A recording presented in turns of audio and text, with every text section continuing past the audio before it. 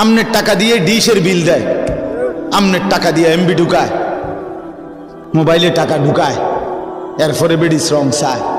আমনের ঘরে শুইয়া পাশের রুমে পইরা রাতের বেলা সারা রাত আপনার ফুতে উলঙ্গ ছবি দেখে, আমনের মাইয়া আরেক ফোলার লগে কথা কয়।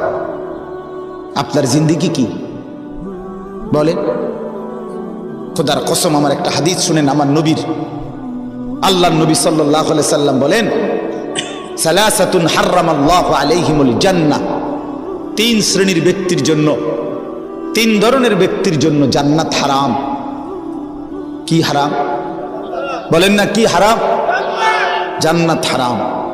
এক, মুদমিনু খামরিন, নবীজি বলেন মদখোর, মদ যে খায়, নেশাখোর, মদখোর, গাঁজাখোর, ফুট্টাখোর, বাবাখোর, ডাইলখোর, এই হারামের জন্য জান্নাত হারাম।